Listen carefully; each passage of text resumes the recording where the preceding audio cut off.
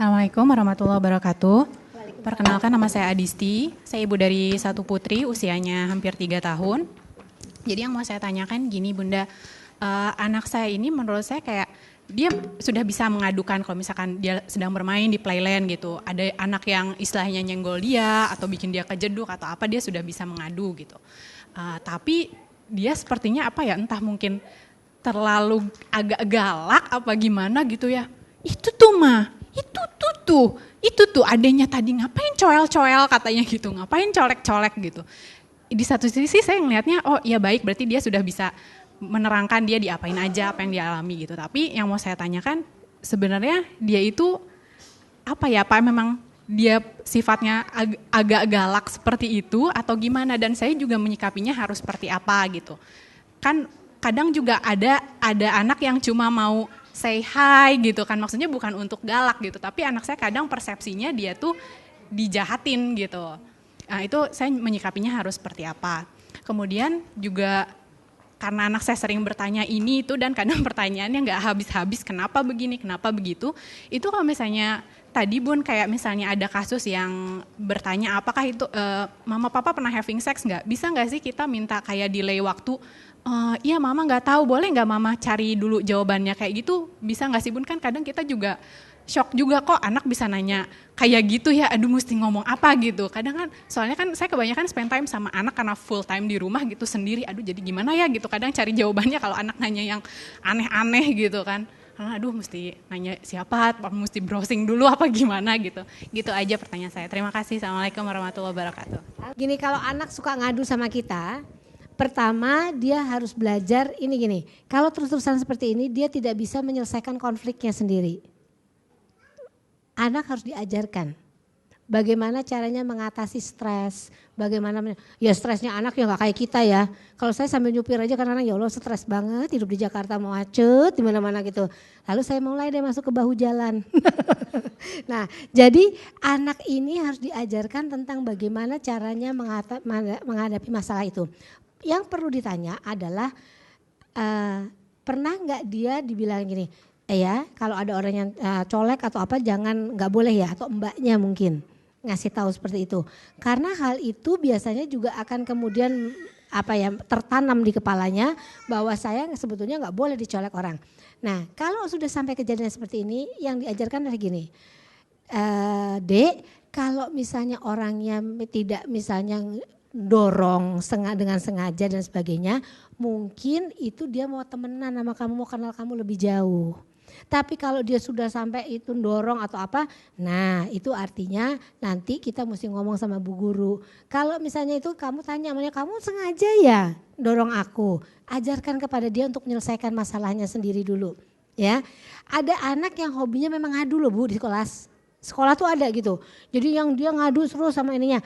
Kenapa? Dia berharap dapat backingan dari lingkungannya, entah orang tuanya, entah gurunya dan sebagainya. Namun anak seperti ini dia berarti tidak belajar menyelesaikan konflik atau masalahnya sendiri. Di manusia kita harus mengajarkan, ternyata pemecahan itu nggak bisa berdasarkan usia nanti tiba-tiba bisa sendiri, enggak. Harus ada stimulation. Tumbuhan dan perkembangan anak kan faktor nature and nurture. Nature itu given, genetically misalnya dari Allah, kemampuan matematikanya cuma segini, tapi kemampuan musikalnya tinggi, kemampuan itu udah terberi. Tapi begitu nurture, it means environment adalah asupan gizi, stimulasi dan sebagainya. Itu yang harus kita berikan juga kepada anak. Nah, kalau anak ini misalnya memang diajarkan misalnya mengatasi konflik dan masalahnya, dia lama-lama akan belajar kemudian untuk selalu menyelesaikan itu dulu. Kalau sudah mentok baru nanya. Tapi bukan kalau sedikit-sedikit jadi yang memecahkan orang lain gitu. Itu ya Bu ya. Terus yang berikutnya tentang ya kalau ditanya, Bu kalau ditanya Ibu having sex gak sama ayah? Kalau Ibu bilang nanti ya Ibu gak tahu jawabannya, dia kan bingung, lalu kan lu yang ngerjain. Boleh mendelay tapi dengan alasan yang masuk akal. Ntar ya nak, Ibu lagi masak, nanti masakan Ibu gosong. Itu kasih alasan yang tepat. Tapi jangan Ibu lagi nggak ngapa-ngapain, nanti ya Ibu tanya ayah dulu, kita bikin perjanjian, nanti setelah ini baru kita jawab. Anak itu juga perlu sesuatu yang logis gitu. Kalau misalnya ibu nggak, tapi betul kalau kita nggak bisa menjawab, kita memang harus mendelay. Tapi kasih alasannya, jangan ibu nggak bisa jawab ya nak. Sekarang ini, untuk hal lain, misalnya gini, Bu, ternyata aku ngelihatnya ini begini ya. Ini bener nggak kaitannya sama apa yang kita lakukan. Ibu boleh mendelay, mata ibu belum tahu jawabannya. Kita cari dulu ya nak, bisa. Tapi kalau ini pertanyaannya langsung towards kita, menanyakan tentang apa kamu having sex apa enggak, kan nggak logis kalau kita bilang saya nggak tahu jawabannya. Gitu ya Bu ya. Jadi untuk hal yang lain bisa, tapi untuk itu jangan kita delaynya, dan boleh di delay tapi dengan alasan yang logis juga. Ya, oke, kejawab ya Bu. Ya, terima kasih atas kesempatannya. Saya mau menanyakan, kira-kira menurut pandangan Ibu, karena saya rasa Ibu sebagai praktisi ya, ini menjadi suatu masalah sosial ya, yang terjadi di apa? Kira-kira menurut pandangannya Bu, apa yang menjadi akar masalah dari kasus-kasus yang sedang berjalan ini? Karena saya kira kita ini sekarang sedang membicarakan akibat, tapi akar masalahnya kita belum membicarakan. Seperti apa? Tapi saya kira mungkin tadi ada penambahan waktu, mungkin ya diperpanjang, mungkin ini bisa menjadi sebuah alternatif lain. Kemudian begini, saya melihat ada kecenderungan anak-anak kita sekarang ini sudah langsung diserahkan kepada lembaga pendidikan, entah itu TK, entah itu PAUD, entah itu apa, dengan suatu bentuk kepercayaan bahwa udah saya serahkan aja ke lembaga ini untuk kamu didik, dengan bayaran berapapun saya akan bayar. Tapi menurut saya bahwa di sini sudah ada semacam menyerahkan tanggung jawab pendidikan itu kepada lembaga tersebut. Padahal menurut saya ini adalah tanggung jawab orang tua untuk mendidik anaknya. Nah, tapi yang selain itu saya lihat bahwa ada kecenderungan bahwa ini tidak berpikir untuk pendidikan, tapi cenderung berpikir bagaimana dengan mendirikan lembaga pendidikan, PAUD apa segala macam, itu saya mendapatkan keuntungan secara materi. Saya melihat seperti itu. Mungkin teman-teman atau bapak-bapak yang lain punya apa? Mungkin kita bisa sharing di sini. Oke, begitu saja. Terima kasih. Kita di sini kan pasangan muda semua. Ya, nggak apa-apa. Saya pribadi concern sekali dengan peran orang tua terhadap bayi. Kita kan mulainya dari bayi, Pak ya. Tapi kalau Bapak Ibu datang ke sini tanpa pengasuh, saya percaya di rumah pun Bapak seperti itu. Karena kalau kita dari awal melakukan itu sendiri, sebetulnya yang diberitahu oleh Mbak Romi itu secara insting mungkin ya, naluri ya, itu akan terbentuk. Itu saya bisa lihat pada ibu-ibu, kenapa saya sangat-sangat setuju dengan menyusui. Karena sebetulnya bukan bayi aja yang untung Pak, ibunya pun terbentuk keibuannya. Karena sebetulnya itu ada hormon yang keluar, yang namanya hormon oksitosin dan prolaktin, itu sebetulnya hormon keibuan yang keluar. Kenapa saya banyak melihat seorang ibu yang tomboy ini laki banget, jalannya pun laki. Begitu dia menyusui, 3 bulan dia jadi perempuan. Karena hormon yang bicara. Ya, jadi artinya bahwa ini betul, bahwa ini adalah akibat. Saya setuju. Dan saya melihat bahwa anak-anak yang berisiko untuk terjadi sesuatu adalah ayah ibunya tidak hadir sejak masa bayi, bahkan masa anak. Ya, tanpa disadari. Ya, dengan alasan macam-macam tadi ya, sibuk kerja segala gitu ya. Saya tetap melihat bahwa tidak ada alasan untuk kita sebagai orang tua untuk tidak tahu hal sekecil apapun pada seorang bayi atau anak kita. Mungkin nih Mbak Romi bisa. Oke, Pak Johan betul concernnya. Dan seperti tadi Dokter Tiwi bilang, gini, ini bukan membicarakan setelahnya. This is preventing. Ini preventing. You are the one yang punya responsibility untuk mengajarkan ini di rumah, so anak kita punya kemampuan untuk menolak kalau ada orang yang mau melakukan sesuatu. This is sebelumnya, preventnya dulu. Nah, kalau ditanya akar permasalahannya, masalah yang itu, Pak, dari zaman dahulu kala, namanya sodomi dari zaman Nabi pun sudah ada. Nah, masalahnya media blow up-nya seperti apa? Teknologi kita luar biasa. Kalau kita bilang teknologi kita luar biasa, kemudian kita lihat bahwa ada banyak sekali hal-hal yang membuat kita yang tadinya nggak tahu bisa jadi tahu. Dan itu tidak saja terjadi kepada kita yang sudah besar-besar gini, tapi bisa diketahui oleh anak-anak ini. Nih ya, yang saya larang orang tua, betul tadi Dokter Tiwi. Saya sebel kalau ada orang tua memberikan anaknya sambil killing time, nunggu dokter praktek, kita nunggu ya, queuing lagi apa, iPad, handphone. No. Nanti setelah dia mulai suka, ada namanya habit, kebiasaan. Nanti dia akan minta terus. Anda bingung lagi nyetopnya. Di sekolah saya pernah dapetin anak TK bawa BB. Saya sita, saya panggil orang tuanya. Nenek ini nenek sihir.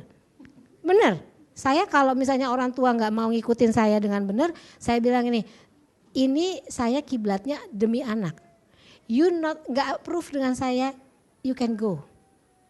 Karena saya punya prinsip, saya mau penting orang tua mempunyai kemampuan untuk melihat apa yang terbaik untuk anaknya. Apa gunanya BB untuk anak TK? Mau download apa dia? Mau bikin meeting? Nah mungkin kali, iya kan Bu untuk nanti telepon susternya atau Bu telepon sekolah ada. Gak usah pakai telepon suster atau telepon supir terus pakai handphone. Kalaupun mau punya handphone yang cemen punya. Cemen punya apa tuh? Yang paling sederhana, primitif mungkin namanya apa gitu yang kecil gitu. Tapi nggak usah pakai BB yang heboh. Anak sekarang kalau misalnya macet itu orang tuanya kasih iPad. Teman saya aja tuh kasih iPad, harus ibu katanya. Saya bilang ini emaknya psikolog, anaknya dikasih iPad. Ntar kalau anaknya udah kebiasaan apa yang kejadian nanti. Nah ini sebetulnya nggak benar. Kalau kita lagi macet gunakan kemampuan bapak dan ibu sebagai orang yang bisa mendidik. Dek, coba ini ibu pengen tahu, adek lihat gak mobil yang warna merah? Coba lihat, dia suruh tunjuk, dia gak akan bosen dengan macet. Cuman kalau orangnya diem, bapak ibunya lempeng.com gitu, alhamdulillah anaknya sebel. Ya anaknya loncat-loncat kemana-mana gak ada yang dilakukan. Nah jadi sebetulnya ini yang kita berikan adalah bagaimana cara orang tua untuk mengetahui dan memberikan wawasan ini kepada anak-anak kita. Yang berikutnya kalau yang masalahnya di sana-sana yang tadi saya bilang itu polisi saja sedang melihat apa sih yang terjadi di sana. Karena tempat area yang satu itu kan tertutup sekali. Tapi memang hanya orang dalam yang tahu. Saya juga tidak terlalu tahu besar tentang apa yang terjadi di sana. Tapi kejahatan itu akan mudah. Makanya ada salah satu cara gini, misalnya gini, Anda punya anak perempuan. Jangan terlalu, apalagi kalau anak kita agak besar, berisi ya Bu ya Mbak Dokter ya. Jadi kadang-kadang kita kasih tank top dan sebagainya. Kita ngelihatnya lucu, tapi orang-orang yang punya pemikiran tertentu itu bisa kadang-kadang melihat itu sebagai stimulan. Hati-hati. Karena orang itu memang pada dasarnya gak jelas. Karena itu hati-hati kita mendandani anak kita juga.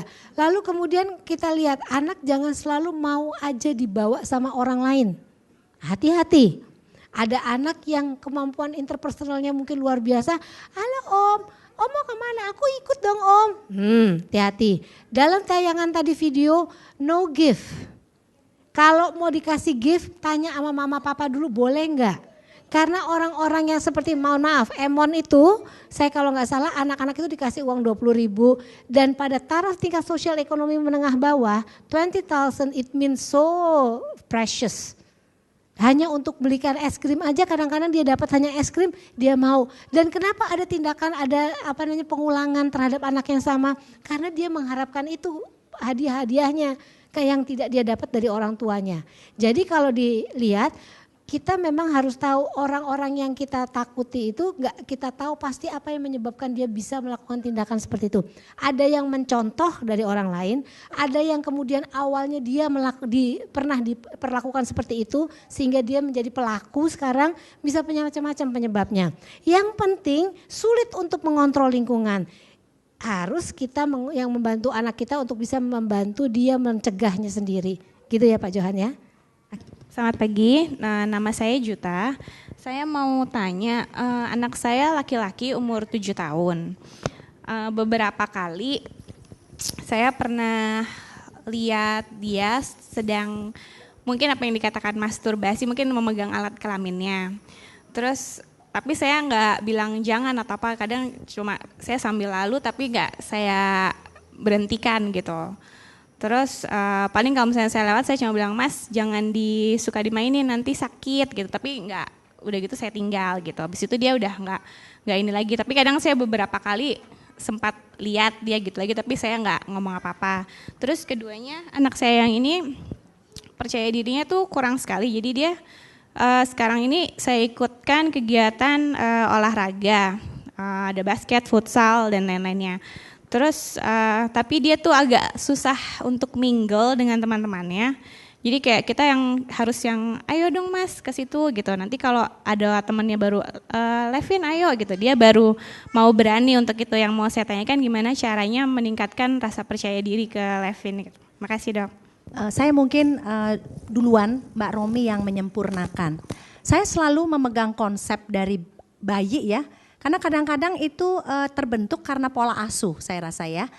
Saya selalu berpesan dan memang otak itu membutuhkan, tadi kalau ada di tayangan saya itu sensori integrasi namanya ya. Sensori integrasi itu tempatnya di batang otak, di mana motor kasar itu adalah basic untuk semua. Jadi saya selalu memesankan pada orang tua bahwa kalau anak itu kalau bisa jangan duduk aja. Kalau anak itu kalau bisa sedini mungkin seneng banget olahraga atau outdoor activity. Tapi kadang-kadang orang tua maunya bersih, kayak porselin gitu, anak kelihatan indah gitu ya.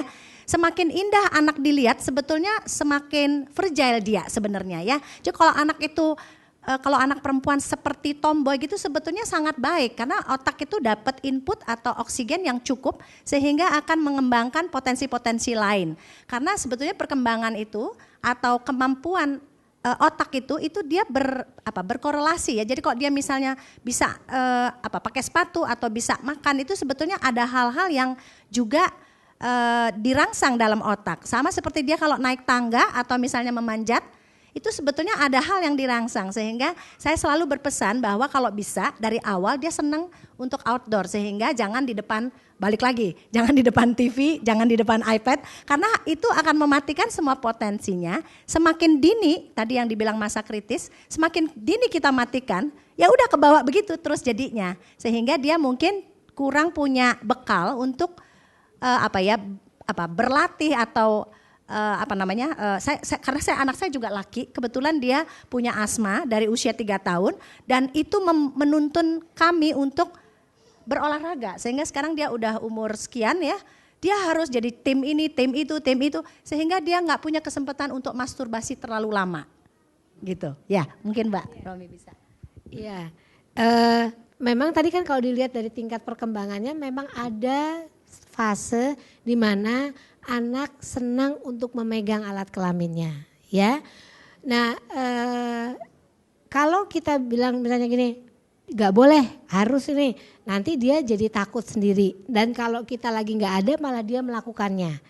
Memang awalnya kita pada waktu dia bilang, adek gatel, ya, gitu ya. Oke, kita cawi yuk, cawi itu apa?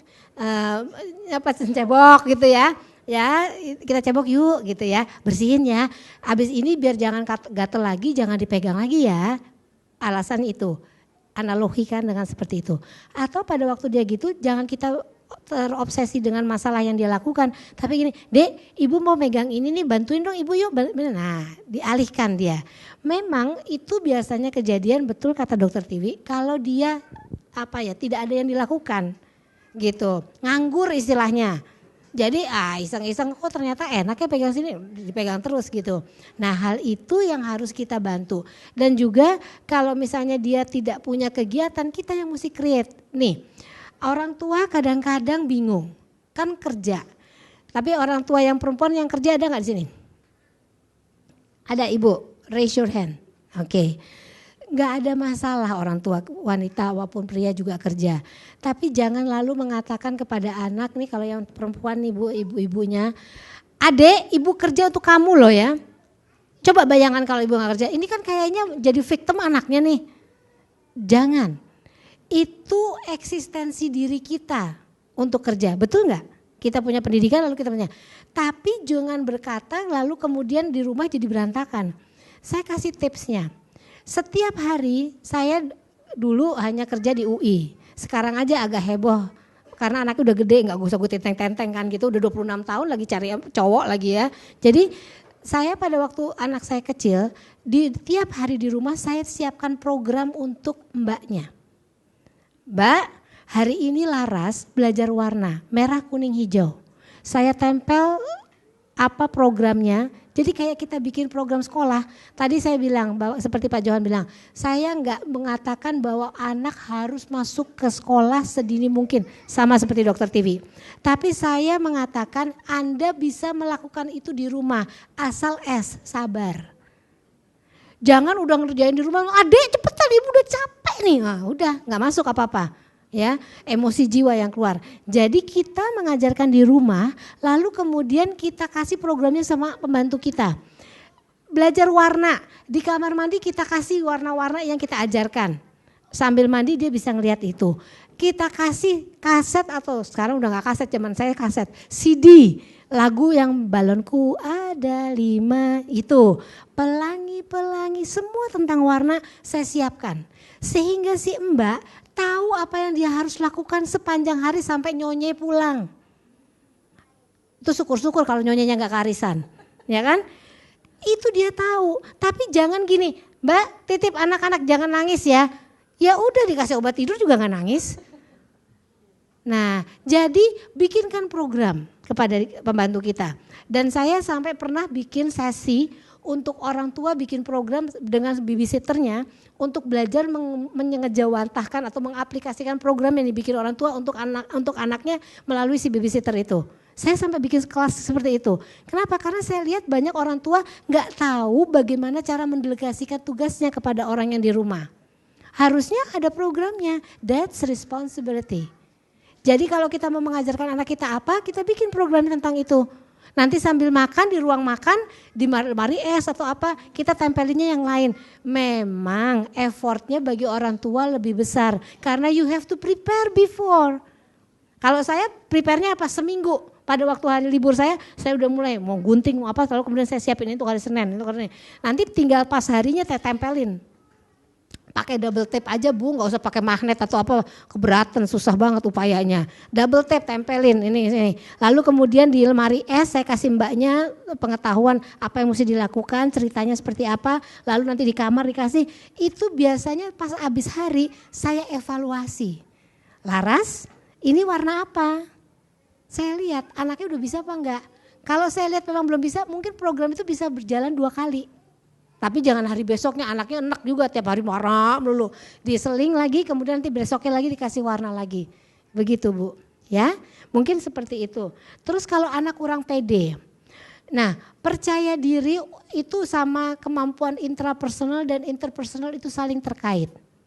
Ada anak kadang-kadang gak tahu caranya kalau bisa melakukan get along dengan orang lain itu apa yang mesti dia. Ada kan orang juga yang kalau ketemu orang bingung mau mulai ngomong apa. Nah, anak-anak yang atau orang-orang yang seperti ini harus dikasih jembatannya. Misalnya gini, Dek, besok kamu ke sekolah bawa makanan ini ya. Kasih ke teman-teman kamu bilang ini makanan buatan mama. Nanti dia ada tools untuk cerita ke temannya, ini buatan mamaku loh, kamu mau enggak? Gitu. Nah, ini caranya mengajarkan bridgingnya itu seperti itu. Tapi kemampuan intrapersonal itu tidak diajarkan dengan cara kamu harus pede, kamu harus pede. Pertama, orang yang namanya intrapersonalnya bagus, dia akan tahu mana yang dia suka, tidak suka. Mana yang dia lihat oke dan tidak oke.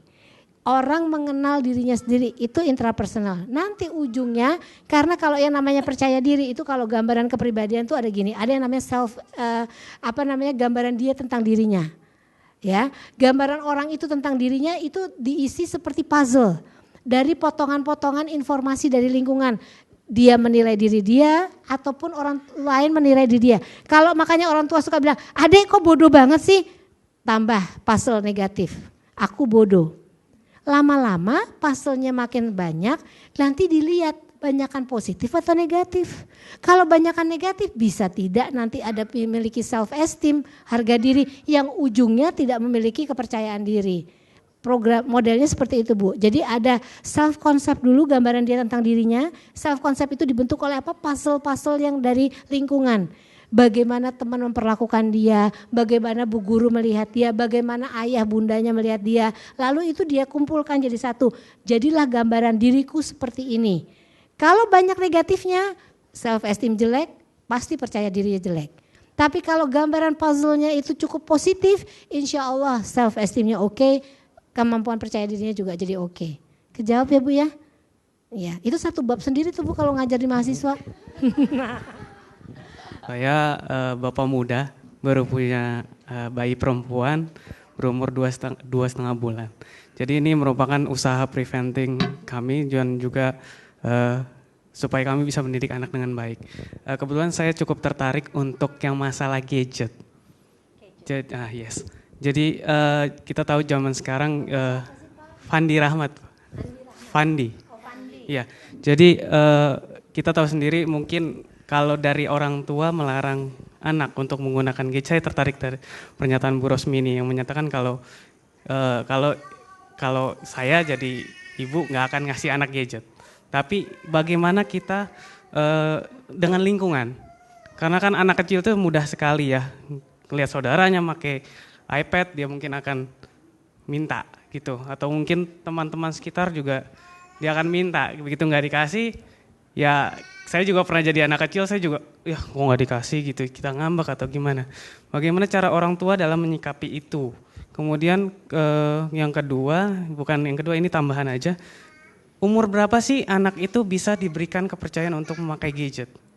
Saya selalu bilang saya dulu, nanti Mbak Romi yang menyempurnakan. Tapi saya gini, saya melihat ya, kalau saya sih karena saya senang sekali dengan otak bayi, otak pada usia dini.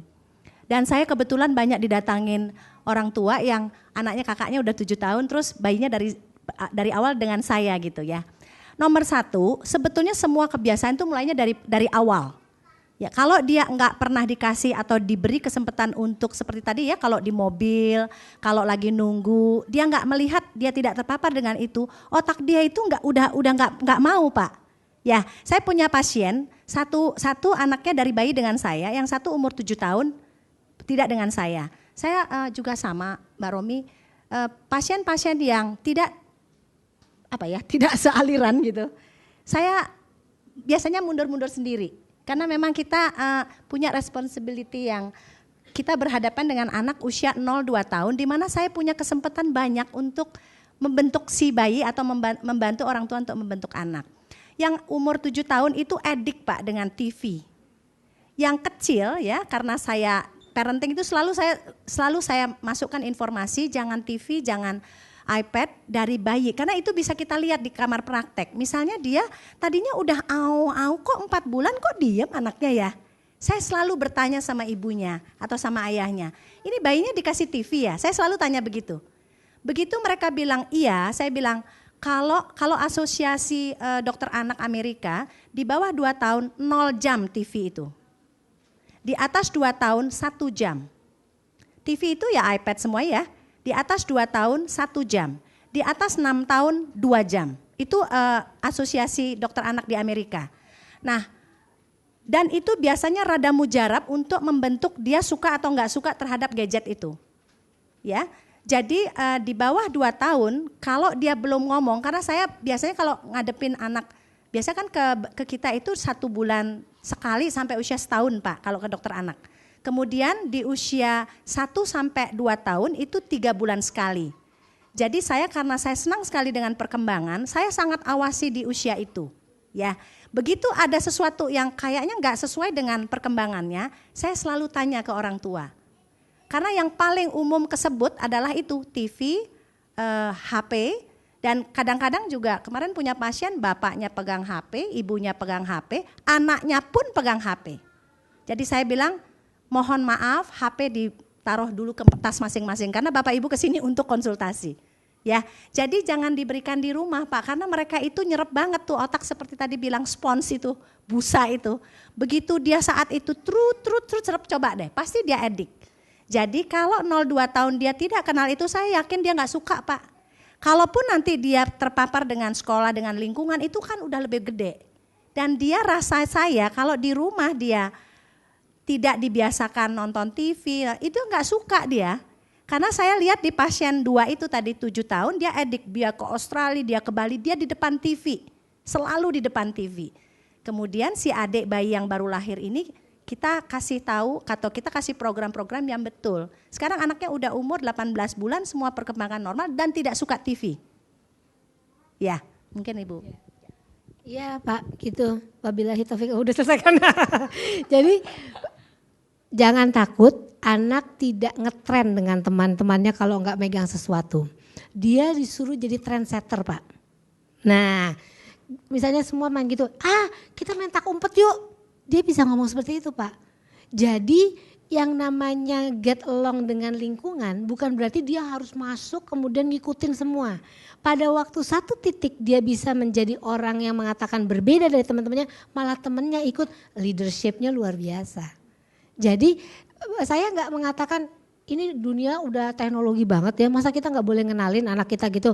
Kadangkala nanti pada umur tertentu, tadi kan sudah dikasih tahu tentang, dan kalau yang tadi setahun itu nggak, berapa Bu, dokter 2 tahun tuh bukan 1 jam full gitu, nggak, dipecah-pecah gitu cara memberikan TV-nya.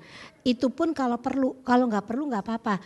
TV kita sekarang kan sama kayak di luar negeri 24 hours ya. Beda zaman saya masih kecil, itu cuma ada maghrib. TVRI pula yang hitam putih udah kremek-kremek lagi gitu ya. Nah kalau sekarang nggak mungkin kita mengadakan katakan tidak karena di rumah ada orang-orang lain yang ada di sana. Boleh tetapi dicegah. Dan kalau misalnya orang tua menontonkan anaknya TV, make sure Anda tahu acara apa yang ditonton. Contohnya misalnya gini, film kartun, lihat dulu film kartun Tom and Jerry, say no to Tom and Jerry. Jadi itu violence-nya tinggi. Jadi mungkin film-film tertentu kita lihat dulu, apa sih Kapten Tsubasa itu? Kayak gimana dia? Apa yang dia lakukan? Tingkat dalam kegiatan filmnya itu ada kegiatan yang misalnya mukulin orang atau apa enggak? Yang itu pun kalaupun kartun jangan ditonton. Jadi bisa seperti itu Pak. Dan kalau saya ngelihat gini Pak, anak-anak itu perlu yang namanya kegiatan. Dan kegiatan itu yang harus kita create supaya dia tidak terobsesi dengan alat gadget dan sebagainya. Seperti itu. Kejawab nggak Pak Fendi? Ya, saya ambil contoh lagi satu Pak. Orang tua tuh senang banget kalau anaknya makan nontonin TV. Betul nggak? Jadi anaknya tuh kayak kudanil, angap, gitu kan? Apalagi kalau di kompleks perumahan, kalau udah waktunya makan semua ngumpul, udah anaknya habis mandi, bedaknya putih-putih gitu, udah kayak kesemak gitu, mbaknya wah ini makan gitu. Nggak begitu, jamnya makan, duduk untuk makan. Itu debunya alhamdulillah vaksin juga jadi satu Pak. Jadi kalau kita lihat, kalau misalnya kebiasaan tertentu sudah dibentuk, itu biasanya kemudian anak itu mau mengikuti. Tapi kalau dari awal kita pikir anak gak mau makan harus diajak lari-lari, masukin odong-odong atau apa gitu, ya nanti jadi terbentuk seperti itu, harus dengan seperti itu. Saya pikir kalau makan. Dan cara efektif untuk makan, anaknya itu diajak bercerita tentang makanan yang dimakan. Contohnya seperti itu. Bahkan mahasiswa S2 saya tuh sempat bikin program bagaimana mengkaitkan apa yang dimakan dengan yang nanti keinginannya dia untuk nambah atau untuk mengulangi lagi situasi itu luar biasa sekali. Kenapa? Karena dimasukkan secara kognitif. Si wortel itu pakai cerita, si buncis itu pakai cerita. Itu diajak untuk kemudian anak menikmatinya. Jadi nonton TV sambil makan kalau saya tidak setuju, gimana Dok? Sangat setuju ya. Sama kalau anak mengunyah itu dengan melihat sesuatu, indera pengecapnya itu menjadi tidak jelas. Dan saya nggak terlalu suka juga kalau anak kemudian, ini kalau di luar kalau saya nggak salah anak saya juga dulu seperti itu, tasteless ya Dok ya. Makanan anak awal-awal tuh nggak ada taste-nya. Kalau di kita kan udah pakai macam-macam dari awal tuh ya, udah diemblok gitu.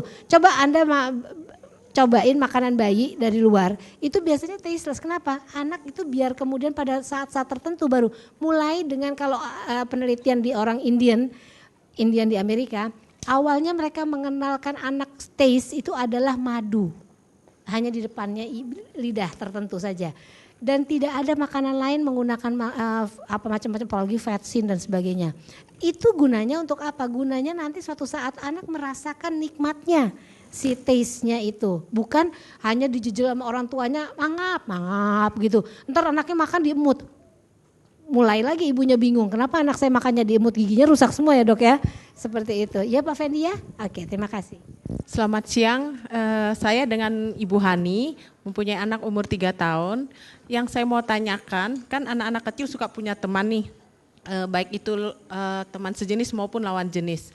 Apakah boleh itu maksudnya anak umur berapa itu boleh misalnya mandi bareng temannya, gitu mandi bersama gitu bersama temannya yang lawan jenis. Begitu Bu, terima kasih. Kalau main di kolam, maksudnya ada kolam bermain juga, apakah boleh atau tidak gitu? Makasih. Makasih Bu Hani. Kalau kolam renang ya harus rame-rame Bu, kalau enggak kita kolam renang sendiri ya nanti ya. Kalau misalnya mandi bersama, saya prefer untuk tidak rame-rame. Gitu. Begitu juga orang tua kalau mandiin anak kadang-kadang gini, untuk supaya lebih akrab Bu Romi kami mandi bareng-bareng, Masya Allah. Saya bilang enggak gitu caranya. Di dalam agama juga kayaknya enggak boleh kalau seperti itu. Jadi harus kalau bisa anak mandi sendiri. Atau kalau misalnya dia lagi mau main hujan sama-sama, setidak-tidaknya dia pakai baju celana. Anak laki misalnya celana gitu misalnya dalam itu, kalau di kolam renang kan dia juga pakai celana renang. Seperti itu. Sebaiknya tidak rame-rame mandiinnya. Gitu, biar satu-satu aja gitu Bu Hani. Jawab ya Bu ya. Oke, ini kalau sekolah saya ini ada satu lagi di Jagakarsa. Ini mungkin di kartu nama saya belum ada. Saya punya SD sama TK di Jagakarsa, satu lagi playgroup sama TK di Cipete.